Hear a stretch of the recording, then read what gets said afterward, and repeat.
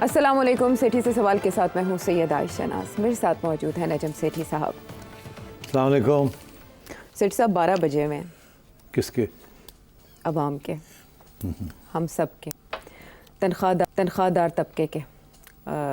हमें ऐसे लगा कि जैसे पीपल्स पार्टी और जो दीगर इत्तेहादी जमातें हैं उन्होंने बड़ा शोर शराबा किया, एहतजाज किया, उन्होंने कहा मुशावरत नहीं की गई, ऑन बोर्ड नहीं लिया गया बहुत से मामलात में। और आपने लतीफ़ा भी सुनाया कि जरदारी साहब नाराज़ थे तो शहबाज शरीफ साहब ने कहा कि हमसे भी नहीं पूछा गया। तो उस पर ऐसे लगा था कि इत्तेहादी जो है वो थोड़ी बहुत मजबूरी में कहेंगे शहबाज शरीफ साहब को कि कहीं ना कहीं रिलीफ दे दें। और शहबाज शरीफ साहब का भी इरादा बज़ाहिर तो बयान से ऐसे ही लगता था, लेकिन उसके बावजूद 200 अरब रुपए के टैक्सेस मज़ीद लगा के हमारे वज़ीर ख़जाना ने बजट मंजूर करा लिया और आराम से पीपल्स पार्टी ने उसमें साथ भी दे दिया, ये कह के कि अगर ना देते साथ तो हुकूमत गिर जाती, ऐसा हम कर नहीं सकते। मगर जो टैक्सेस की डिटेल सामने आ रही है वो इतनी घुमाने वाली है कि हमारे बाकायदा बहुत मंझे हुए सहाफ़ी हैं वो भी ट्वीट करके ये कह रहे हैं कि या तो आप कॉम्प्रोमाइज़ कर लें कि अपनी आप सारी तनख्वाह, तकरीबन सारी तनख्वाह 25% ही आपके पास बचेगी, बाकी सब टैक्सेस हैं, डायरेक्ट टैक्सेस हैं, इनडायरेक्ट टैक्सेस हैं, या आप वो सरेंडर कर दें और या फिर ये मुल्क छोड़ के चले जाएं। आप तो घबरा के कहते हैं कि मर जाएंगे, लेकिन मर के भी चैन ना पाया तो किधर जाएंगे? सेठी साहब ये बताइए, गवर्नमेंट कैसे इस ऑलरेडी वीक इकोनॉमी से इतने टैक्सेस एक्सट्रैक्ट कर लेगी? इतना मुश्किल सवाल तुमने मुझसे पूछ लिया है। इस सवाल का जवाब तो मेरा ख्याल है फाइनेंस मिनिस्टर और प्राइम मिनिस्टर भी नहीं दे सकते। नहीं दे सकते। नवाज शरीफ साहब तो आए ही नहीं बजट सेशन, वो तो मर ही चले गए। तो अब बात यह है कि इसको ज़रा कॉन्टेक्स्ट में देखना चाहिए। इस हुकूमत के ऊपर बड़ा सख्त प्रेशर था कि ये इस किस्म के इक़दाम किए जाएँ। अगर वो ना करते तो IMF आपको पैसे ना देती, IMF आपको पैसे ना देती तो जो सऊदी अरेबिया या कुवैत या दुबई से आने हैं और जो कर्ज़े जो हैं वो माफ़ होने हैं या पोस्टपोन होने हैं वो ना होते। अच्छा, तो अगर वो ना होते तो फिर आप डिफ़ॉल्ट करते। डिफ़ॉल्ट का मतलब ये है कि आपने जो पैसे लोगों के देने हैं वो ना दे सकते, उसकी वजह से फिर आपको इंटरनेशनल फाइनेंस सिस्टम और तजारत से महरूम कर दिया जाता। आपको कोई भी एक आने की चीज़ इंपोर्ट नहीं हो सकती थी। अच्छा, ठीक। और बैंक्स जो हैं वो बिल्कुल आपके साथ इंटरनेशनल बैंकिंग सिस्टम आपसे टूट जाता। ओके। तो उसके बाद फिर यहाँ जो होता वो तो इनकलाब से कम कोई बात ही ना होती, क्योंकि लोगों के रोटी पानी बंद हो जाना था। आज की जो मुश्किलात है वो अपनी जगह, मगर उस वक्त जो हालात होने थे, ना तेल मिलना था ना खाने की चीज़ें जो कि इंपोर्ट की जाती हैं वो मिलनी थी। तो इस किस्म के हालात में फिर एक इनकलाब की सूरत बन जाती है यहाँ। अब वो इनकलाब क्या, किस किस्म का इनकलाब होता, किस किस्म का खून खराबा होता, अच्छा, और वो अब बात उधर चली जाती। तो डिफ़ॉल्ट तो किसी सूरत में होने नहीं देना था। अब क्योंकि डिफ़ॉल्ट में आप मुल्क की जो ख़तरा होता है वो यही होता है कि बहुत से मसाइल बन जाते हैं। जहाँ जहाँ मुल्कों ने डिफ़ॉल्ट किया वहाँ किसी न किसी किस्म की इनकलाबी तहरीर और लहर चली है और उसमें खून खराबा बहुत हुआ है जी। तो इसलिए मेरा ख्याल है ये फ़ैसला किया गया कि अब वक्त आ गया कौड़ा घूट करने का। पहले बड़ी ऐशें होती रही हैं और जिसमें अमीर सबसे आगे ऐशी करते रहे, गरीबों का तो कुछ यहाँ किसी ने ख्याल नहीं किया। मगर अब वक्त आ गया कि कुछ थोड़ा बहुत अमीरों को भी टाइट किया जाए। अच्छा, थोड़ा बहुत ना? थोड़ा बहुत। मगर अफसोस इस बात का कि IMF ने ये बात नहीं मानी जी। IMF ने कहा कि नहीं, सिर्फ अमीरों का नहीं, सबका ही टाइट करें आप, क्योंकि सिर्फ अमीरों को टाइट करने के साथ काम नहीं बनेगा। ठीक है, 4-5 साल के बाद तो हो जाएगा, मगर फौरी तौर पे हम जो एजेंडा है वो पूरा नहीं हो सकेगा। तो उसके अंदर जो सबसे बड़ी तजवीज़ जो करनी पड़ी है वो सेल्स टैक्स, कि जो चीज़ बिकती है या जो खरीदो फरोख्त होती है, गरीब आदमी ले या अमीर आदमी ले, उसके ऊपर 10% से 18% वो गवर्नमेंट को देना पड़ेगा। इसमें ये वो इनडायरेक्ट टैक्स होता है जो कि जो ख़रीद फ़रोख्त करते हैं उनके ऊपर होता है। एक्चुअली बेसिकली ये जो ख़रीदते हैं ना उनके ऊपर होता है, जो बेचते हैं वो तो पास ऑन कर देते हैं। पास ऑन करते हैं, ये फ़र्क समझना पड़ेगा। मतलब है कि अगर मैंने आप जाती हैं कुर्ता ख़रीदने, तो वो कहते हैं जी ये 2000 रुपये का जी, उसके ऊपर वो कहते हैं जी कि 18% सेल्स टैक्स, तो मतलब है कोई 400 रुपये के करीब, 380 रुपये के करीब वो उसके ऊपर सेल्स टैक्स लगा देते हैं। ठीक, वो आपकी जेब से जाता है और वो सीधा गवर्नमेंट को चला जाता है। जिसने कुर्ता बनाया होता है उसको नहीं मिलता, नहीं, वो सिर्फ गवर्नमेंट को मिलता है। तो गवर्नमेंट आपसे इनडायरेक्ट तरीके से किसी के ज़रिए, सेल के ज़रिए आपसे वो खींच लेती है टैक्स। अच्छा, अब एक तरफ तो ये टैक्स हो गया, मगर जब वो लोग जो बनाते हैं कपड़ा, जी जी, उनकी जो इनकम होती है, जो प्रॉफिट मिलता है उनको, उसके ऊपर भी गवर्नमेंट टैक्स लेती है। तो आपके कुर्ते के ऊपर फिर दो किस्म के टैक्सेस हो गए। एक वो जो प्रोड्यूस करने वाला है, उससे उनकी इनकम जो होती है उसके ऊपर वो टैक्स ले लेते हैं, जो सरमायादार है जो बनाता है उससे टैक्स ले लेते हैं उसकी इनकम के ऊपर। और एक फिर जब ये बिकता है तो फिर आपसे डायरेक्ट ले लेते हैं। तो इसलिए ये जो सारा सेल्स टैक्स रेजीम बना दी गई है जी, इसके साथ तो दो चीज़ें होंगी। एक ये कि गरीब हो या अमीर हो, सबको ही टैक्स देना पड़ेगा। और जाहिर है कि गरीब के ऊपर बोझ बहुत ज़्यादा है और अमीर के ऊपर बोझ कम होगा। उसकी वजह ये है कि अमीर की आमदन जो है, इनकम जो है बहुत ज़्यादा होती है, गरीब की बहुत थोड़ी होती है।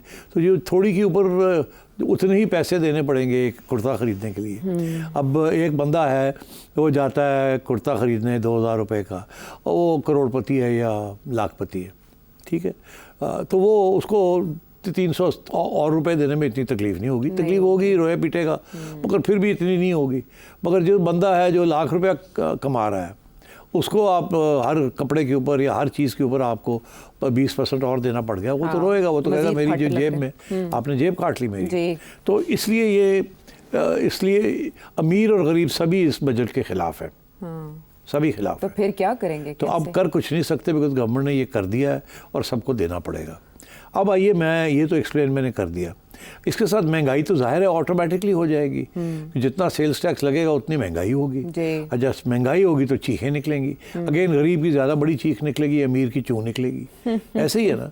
तो मैं समझता हूँ कि इस किस्म की जो इनडायरेक्ट टैक्सेशन होती है वो बड़ी ख़तरनाक होती है और उसको ज़रा सोच समझ के करना चाहिए। मगर दुनिया में हर जगह पे डायरेक्ट एंड इनडायरेक्ट टैक्सेशन होती है, मगर इनडायरेक्ट टैक्सेशन जो है वो कम होती है और डायरेक्ट टैक्सेशन ज़्यादा होती है, ताकि जितनी आपकी आमदन है उसके मुताबिक आपको टैक्स लगाया जाए। यहाँ क्या हुआ है, उन्होंने इनडायरेक्ट टैक्सेशन इतनी वसी पैमाने पे बढ़ा दी है कि सभी को देना पड़ जाएगा। और जो डायरेक्ट टैक्सेशन है जो कि आपकी इनकम के ऊपर है, वहाँ मैं समझता हूँ कि उन्होंने जो रास्ता अख्तियार किया है वो बुरा नहीं है, मगर उसके अंदर कुछ खामियां हैं। वो मैं अभी आपको बता देता हूँ। कि इन्होंने किया है कि जो अमीर लोग हैं, बहुत अमीर, उनका टैक्स रेट जो है वो थोड़ा सा बढ़ाया है, और जो मिडिल क्लास वाले लोग हैं उनका टैक्स रेट ज़्यादा बढ़ा दिया है। ये मैंने पहले भी एक्सप्लेन किया था, मैं फिर एक्सप्लेन कर देता हूँ। काश के ऐसे ना करते, काश के अमीरों को और डज लाते।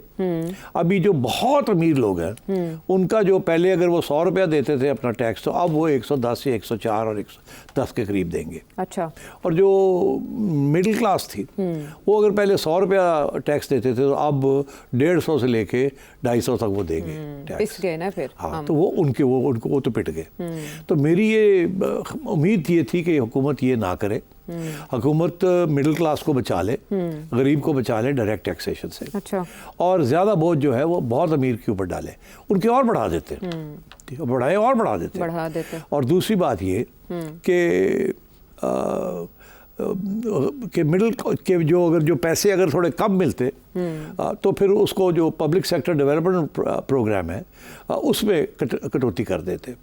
तो ये इन्होंने क्या किया कि इनको बिल्कुल नहीं हाथ लगाया, रहने दिया इसको। मिडिल क्लास को भी टैक्स कर दिया है और अमीर को भी टैक्स कर दिया है, मिडिल क्लास को ज़्यादा से ज़्यादा टैक्स किया है। और उधर जो किया है वो क्या बंदा कहे उसके बारे में। एग्जैम्पशंस की बात करें आप? जी नहीं, मैं ये कह रहा हूँ कि स्लैब्स जो इन्होंने बनाए हैं वो ठीक नहीं बनाए। अच्छा। और PSDP जो है वो 200 अरब रुपया कम किया है, वो 400 भी कर सकते थे। अगर 400 कम कर देते तो वो जो 200 जो और मैं कह रहा हूँ करते, तो वो आप जैसे और हम जैसे लोगों से वो कम कर लेते, हमारे ऊपर टैक्स ना लगाते। सो मैं ये समझता हूँ कि यहाँ कोताही हो गई है और ये इन्होंने उसको लड़े नहीं है, सही तरीके से लड़ना चाहिए था इनको। अच्छा। तो ये तो होगी मोटी बात। तो अब आइए, मैं इसमें कुछ बात करना चाहूँगा कि कुछ अच्छी चीज़ें भी हुई हैं और इसके अलावा भी कुछ बुरी चीज़ें हुई हैं। ये सबसे पहली बुरी चीज़ तो ये हुई है। अब पहले बुरी बात कर लें या अच्छी बात कर लें? मेरा ख्याल है पहले आप बुरी मुकम्मल कर लें, फिर एंड पे अच्छी बात करके उस पे हम ब्रेक ले टाइम ना रहे अच्छी बातें करने का, बुरी बातें हो जाए पहले। हाँ, to feel good by the end हम अच्छा महसूस करने की कोशिश करेंगे। अच्छा, ओके, ठीक है। एक तो ये कि पहले बजट जो बनाया था ना, जो हमें दिखाया गया था वो और था, आखिर में आके छोटी मोटी फिर ट्यूनिंग कर ली है उसी दिन। अच्छा, आधे लोगों को तो पता नहीं चला हुआ क्या है, एक आध सफ़ा निकाल के दूसरा सफ़ा डाल दिया और अप्रूव करा लिया। ये जो 200 बिलियन जी ऐड हो गया है, ये आखिरी वक्त पे हुआ है, ठीक है। 200 बिलियन के नए टैक्सेस आ गए, तो ये लास्ट मिनट एडिशन हुई है।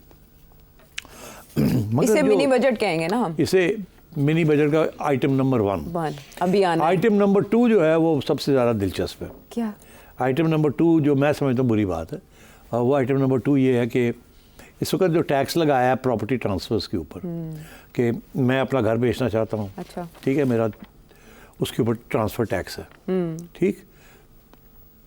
इन्होंने क्या किया कि सारे पाकिस्तानियों के ऊपर टैक्स लगा दिए जो घर खरीदता है या बेचता है, ट्रांसफ़र टैक्स। जैसे गाड़ी की रजिस्ट्रेशन के ऊपर होता है, हाँ। मगर गाड़ी तो एक दफ़ा ही रजिस्टर होती है, बिल्कुल। घर तो 4-4 दफ़ा प्लॉट्स बिकते हैं, ये होता है वो होता है। हाँ। और सबसे ज़्यादा प्लॉट्स, जी, घर तो बिकते इतने आसानी से नहीं, एक दफ़ा घर बन जाए तो वो रहता है। कुछ लोग हैं वो घर बना के बेच देते हैं, मगर वो एक घर बना के बेच दिया, मगर प्लॉट्स बहुत बिकते हैं। घर अभी बना नहीं होता तो प्लॉट्स के ऊपर प्रॉपर्टी जो है ना, फाइलें बिकती हैं। ये सबसे ज़्यादा ये काम डिफेंस हाउसिंग सोसाइटीज़ में होता है, फाइलें बिकती हैं, प्लॉट्स बिकते हैं, फाइल उसकी बिक जाती है, घर नहीं होता वहाँ, और वो लोग प्रॉफिट उसके ऊपर कमाते हैं।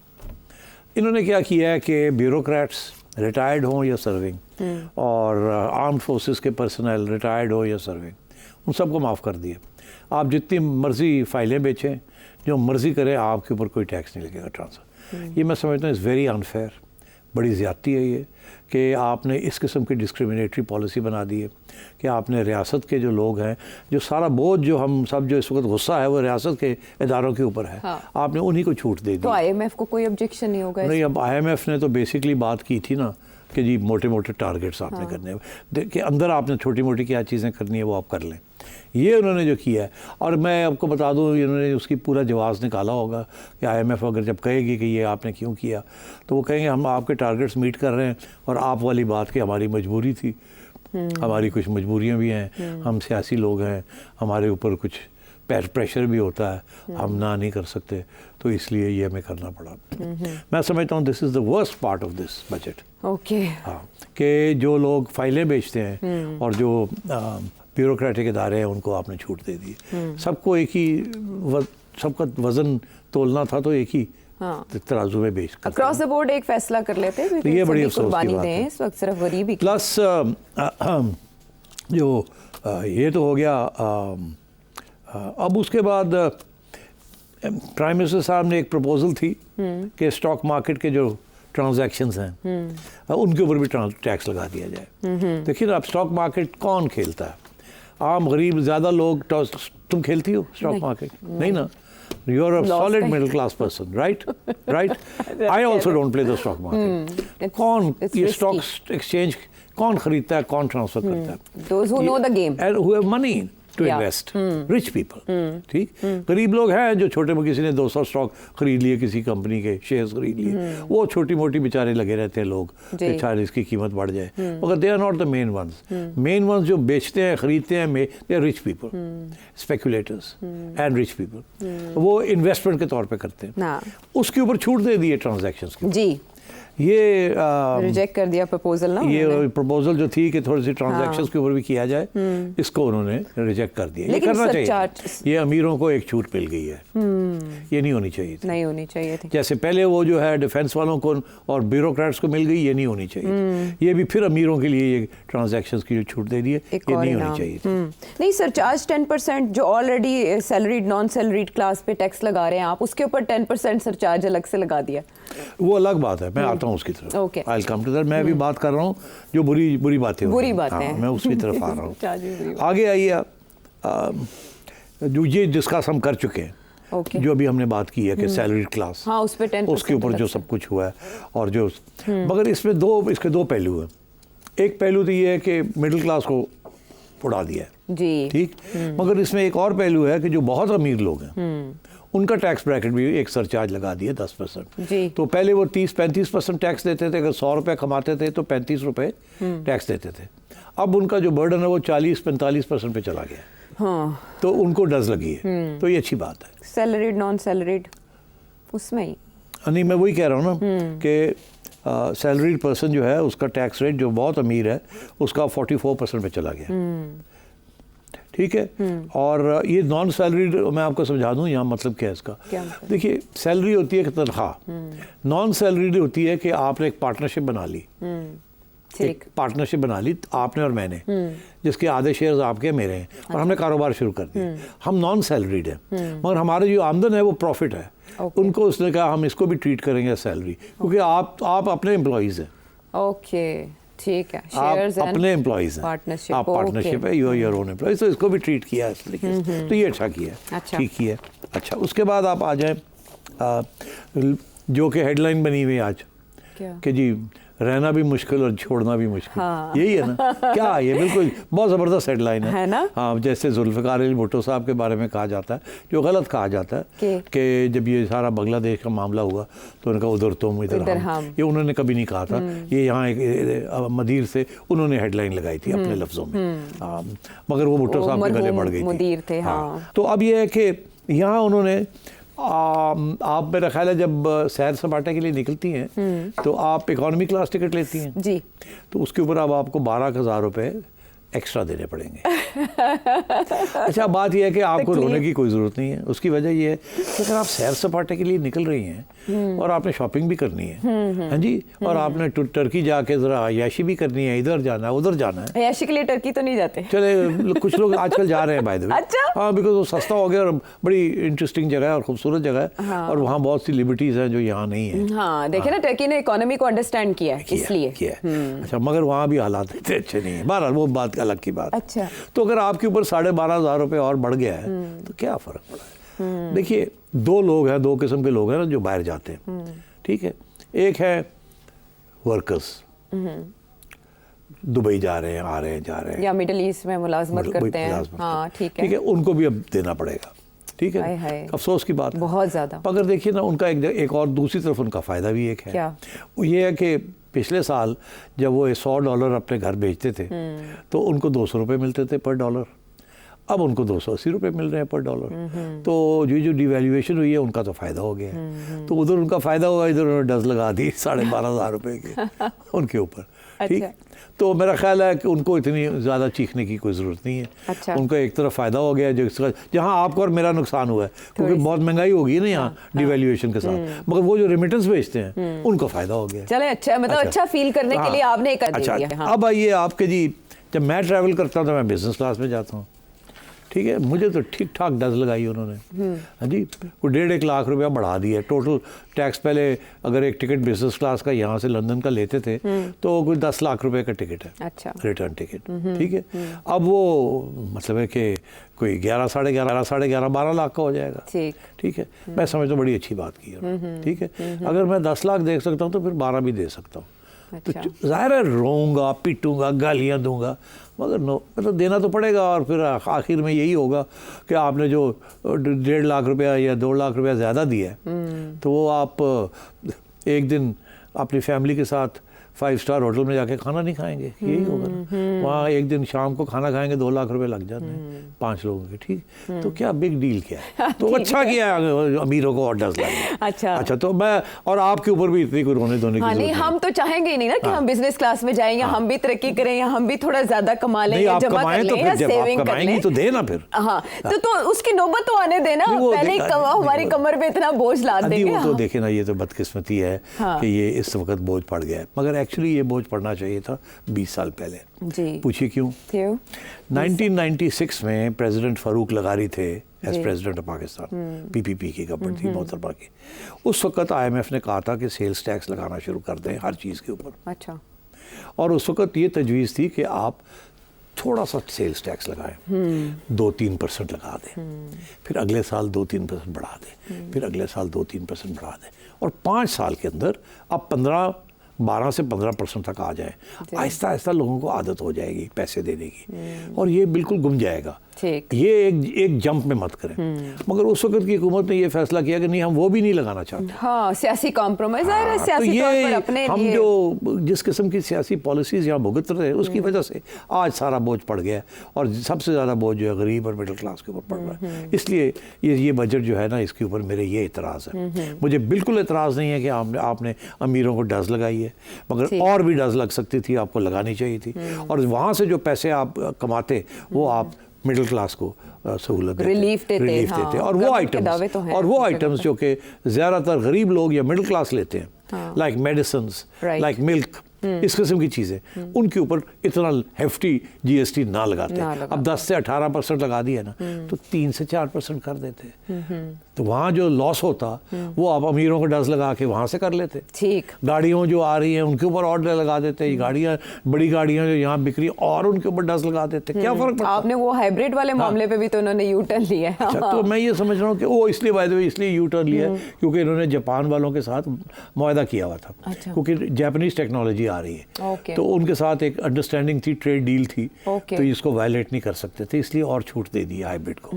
अच्छा किया है। पहले प्रपोज किया और फिर छूट दे दी। नहीं, वो प्रपोज तो करते हैं ना, और जो करने वाले होते हैं वो तो क्रॉस द बोर्ड कर देते हैं। ओके, अच्छा, तो एक तो ये अच्छी बात हो गई। अगर अच्छी बातों में जल्दी से एक और बात ऐड कर ले, काफी देर से ब्रेक का कहा जा रहा है, तो हम अच्छा, इतनी लंबी होगी बात? काफी ज्यादा लंबी बात होगी। चले करें, मैंने आज बातें करनी है। अच्छा, तो फिर ब्रेक लेके वापस आ जाए। हाँ, चलें, इस पे थोड़ा सा ब्रेक लगा। भी सेठ साहब के पास कुछ अच्छी बातें हैं, तो जरूरी है कि थोड़ा सा वक्फा दिया जाए ताकि अच्छा फील किया जाए। ब्रेक के बाद आते हैं।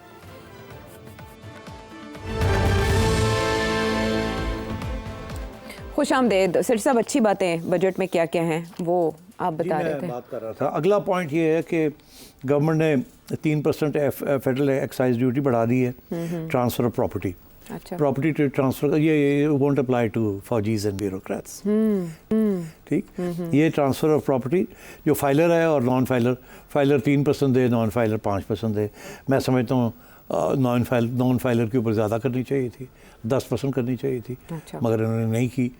मगर चले कम से कम फ़र्क तो रखा है फाइलर में नॉन फाइलर में। फिर उन्होंने ये किया है कि जो घर हैं, जो 2000 स्क्वायर यार्ड का जो घर है, उसके ऊपर भी टैक्स लगा दिया है। अच्छा। एक किस्म का वेल्थ टैक्स इसे कहते हैं, क्योंकि वो घर तो आपने बनाया हुआ है काफ़ी अर्से से, अब उसके ऊपर भी सालाना उन्होंने एक प्रॉपर्टी टैक्स लगा दिया कि 5 लाख रुपए आप वो भी दें। इतने बड़े घर लेके बैठे हुए हैं, तो अच्छी बात है, जितने ज़रा बड़े घर हैं उनके ऊपर ज़्यादा टैक्स लगना चाहिए। हाँ, लेकिन बात ये वो टैक्स पे भी करे ना। मगर ये सबसे इंटरेस्टिंग बात ये कि ये जो है ना, ये अप्लाई कर रहा है to Islamabad Capital Territory only.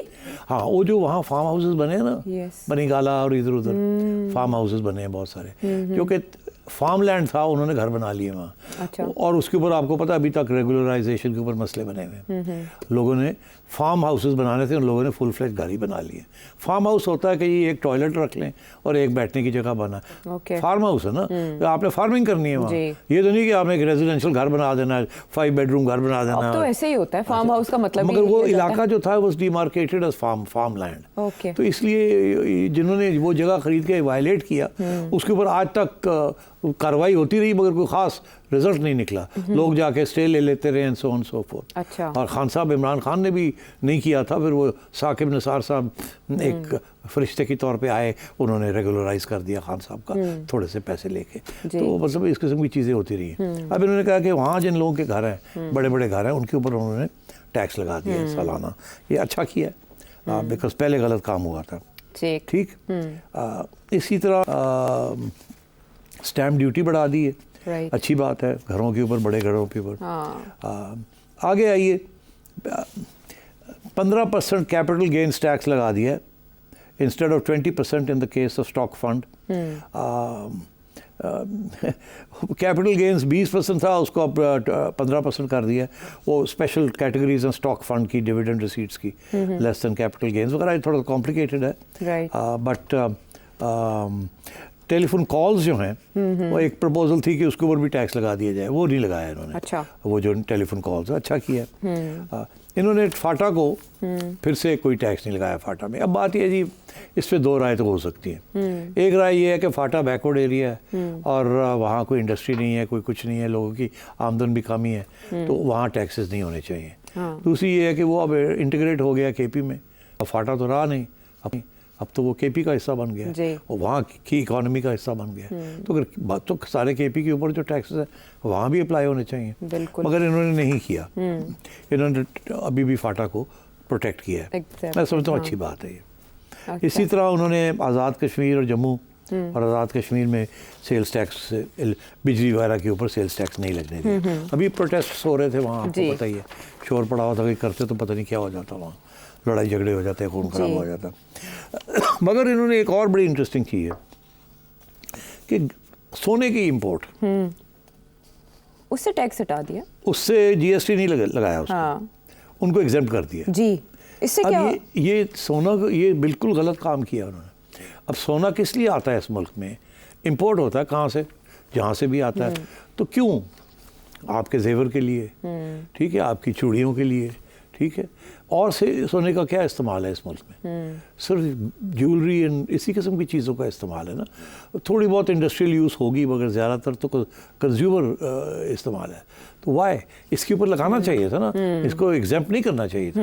इसको क्यों एग्जाम्प्ट किया? इसका मतलब है कोई बहुत पावरफुल लॉबी ने अपने आप को प्रोटेक्ट किया है इस चीज़ में। ठीक। तो ये गलत काम हुआ, ये ठीक नहीं हुआ। अच्छा, इसी तरीके के साथ इन्होंने एक और बहुत इंटरेस्टिंग चीज़ है, अभी समझ नहीं मुझे आ रही। यहाँ देखिए 3 किस्म के लोग होते हैं।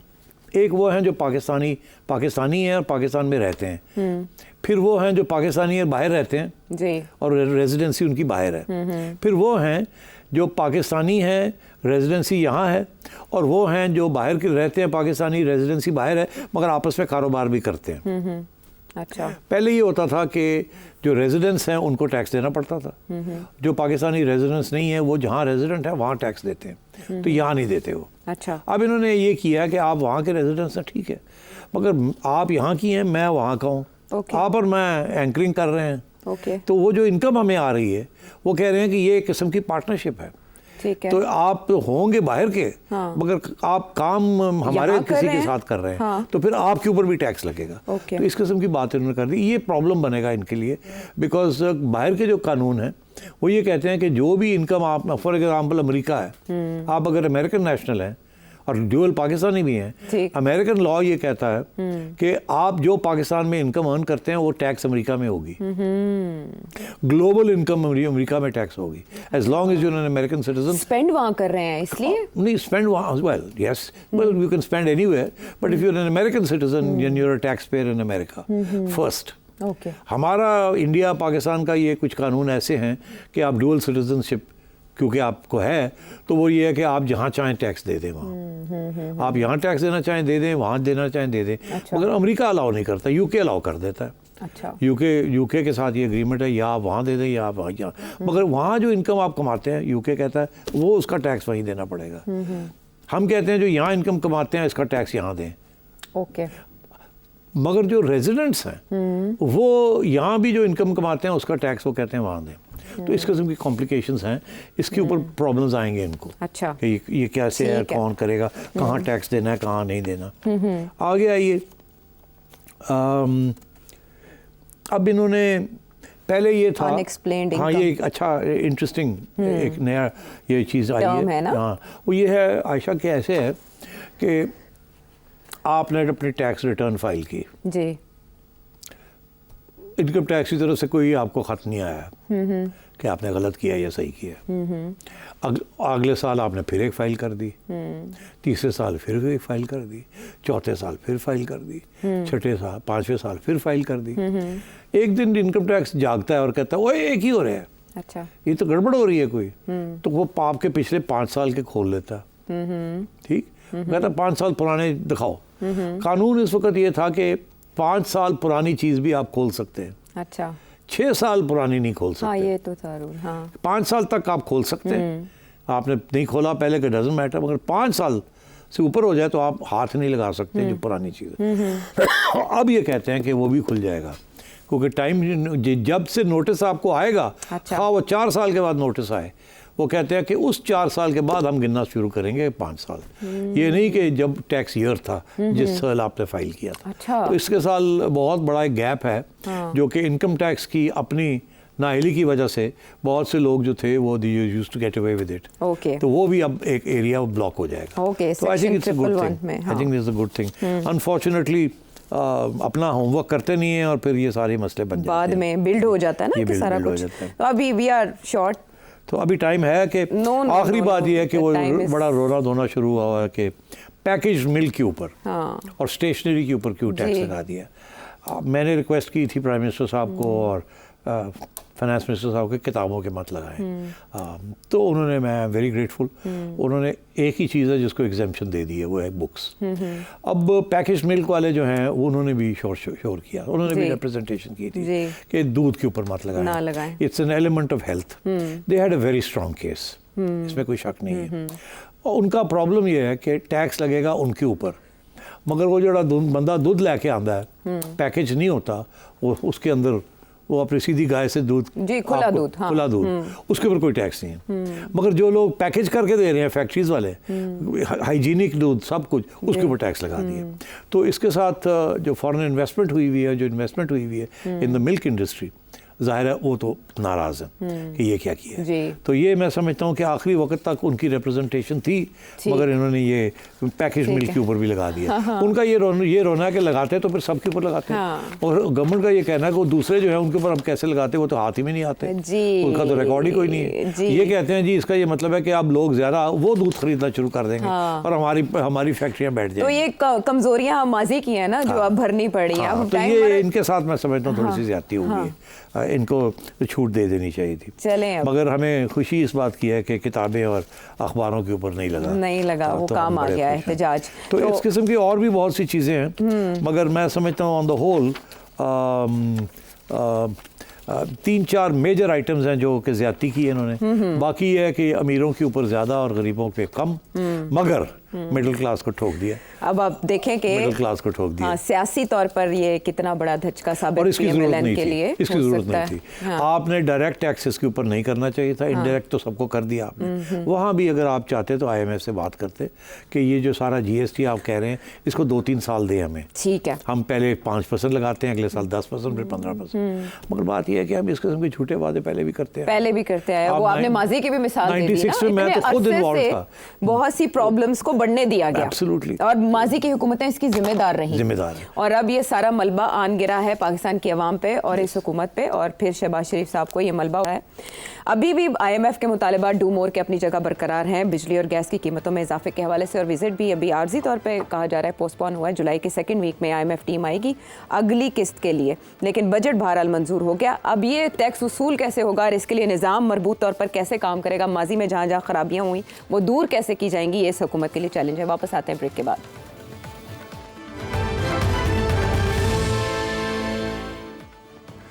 शो में साथ देने का शुक्रिया। सेठ साहब, अपने पहले शो में ही आपने अदालतों के किरदार के हवाले से कहा था कि आगे जाके अदालतें बहुत किरदार अदा करेंगी हमारी पॉलिटिक्स में, सियासी मंजरनामे में भी, तो वही हमने होता हुआ देखा है। और आज 2 बड़ी अहम खबरें थी। एक, लाहौर हाई कोर्ट से जस्टिस शाहिद करीम, उनके जो SOPs आए हैं वो बहुत इंटरेस्टिंग हैं, और दूसरी तरफ जस्टिस अतर मिनल्ला का एक नोट सामने आया है, मखसूस नशिस्तों वाला केस है उसमें, लेकिन वो कुछ हट के बात है। मैं चाहती थी कि आप उस पर भी रोशनी डालें, लेकिन हमारे जो व्यूअर्स हैं जो आपसे सवाल जानना चाहते हैं, करना चाहते हैं, उनके क्वेश्चंस बहुत अरसे से इग्नोर हो रहे हैं। तो फिर आपको मेरा ख्याल है आज जज हजरात को जैसे कहते हैं छुट्टी दे दें।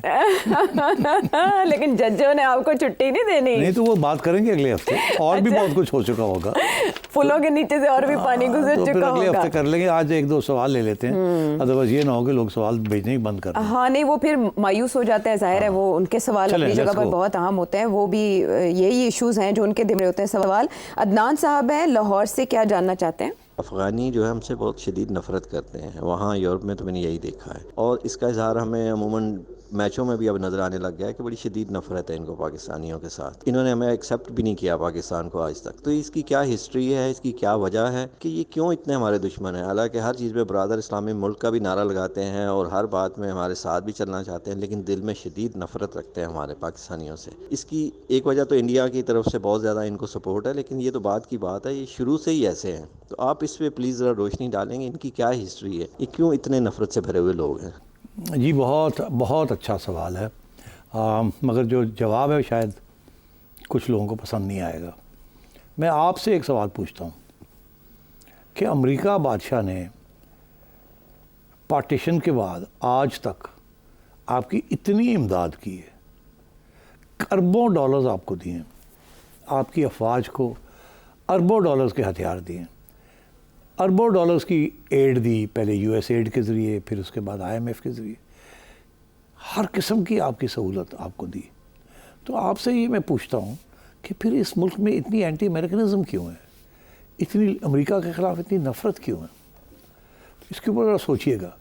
जब सोचेंगे तो आपको जवाब मिल जाएगा कि अफ़गानिस्तान के अंदर अफ़गान पाकिस्तान के इतने ख़िलाफ़ क्यों हैं, क्यों, हालांकि हमने उनकी इतनी बहुत मदद की है, हर किस्म की मदद की है।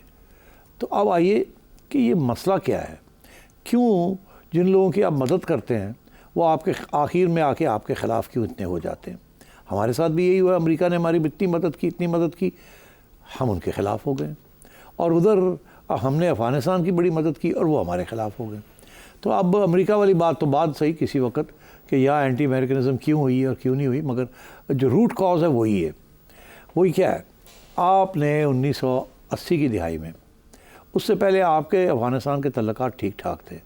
अफ़गानिस्तान एक किस्म का एलाय था रशिया का, और आप थे अमेरिका के एलाय, मगर इसके बावजूद कोई टेंशन नहीं थी, कोई लड़ाई झगड़े नहीं थे, आना जाना था। यहाँ तक कि पाकिस्तान के लोग काबुल छुट्टियों में जाते थे सैर सपाटे करने, क्योंकि काबुल जो था बड़ी लिबरल जगह थी, मौसम भी बहुत अच्छा होता था गर्मियों में, और यहाँ की मिडिल क्लास फैमिलीज़ काबुल जाती थी थोड़ी बहुत शॉपिंग करने के लिए, थोड़ी बहुत सैर सपाटे करने के लिए, और बड़ी यूरोपियनाइज किस्म की वहाँ एनवायरनमेंट थी। वहाँ कोई घुटन वाली कोई एनवायरनमेंट नहीं थी। मगर 1980s में जब सोवियत यूनियन ने वहाँ एक गवर्नमेंट अपनी इंस्टॉल करने की कोशिश की, तो अमेरिका बादशाह ने आपको कहा कि ये अच्छा मौका है, आप हमारी मदद करें और हम रूस के ख़िलाफ़ एक महाज खड़ा करते हैं अफ़गानिस्तान में, और आप इस्लामिक जिहाद शुरू कर दें। आपने एक नई चीज़ ईजाद कर दी, उसका नाम था जिहाद। ये जिहाद वो नहीं थी जिसका ज़िक्र हमारे रिलीजियस टेक्स्ट में आता है। ये जिहाद was against the evil empirism against Russia. कहा यह गया कि इस्लाम के लिए ये किया जा रहा है। दरअसल ये अमेरिकन के इंटरेस्ट के लिए किया जा रहा था। अमेरिका रूस को, जहाँ जहाँ रूस कदम उठाता था, अमेरिका उसको मारता था या मारने की कोशिश करता था। आप अमेरिका के पिट्ठू बन के आपने अफ़गानिस्तान के अंदर जिहाद शुरू करा दी। मुजाहिदीन को, इस्लामिस्ट को यहाँ से पढ़ा लिखा के ट्रेन करके हथियार दे के आपने अफ़गानिस्तान के अंदर रूस के ख़िलाफ़ खड़े कर दिए। यहाँ तक तो बात ठीक है, चले। अफ़गान पॉपुलेशन भी ये समझती थी कि रूसियों ने ज़्यादती की है, मदाखलत की है, मगर उसके बाद आपने क्या किया? आपने इमदाद तो दी, मगर इमदाद फिर जिस तरीके से दी और किसको दी और किसको नहीं दी, उसके साथ अफ़गानिस्तान के अंदर आपके ख़िलाफ़ एक सेक्शन के अंदर गुस्सा और नफ़रत भी पैदा होनी शुरू हो गई। आपने फ़ैसला किया कि हमने पश्तूनों को, उनके जो रिप्रेजेंटेटिव्स हैं इस्लामिक जिहाद के अंदर, उनको हमने मदद देनी है, उनको गन्स देनी है, उनको पैसे देने हैं। और गन्स और पैसे आ रहे थे from America directly and indirectly. Directly भी आते थे और इनडायरेक्टली वाया सऊदी अरेबिया भी आते थे।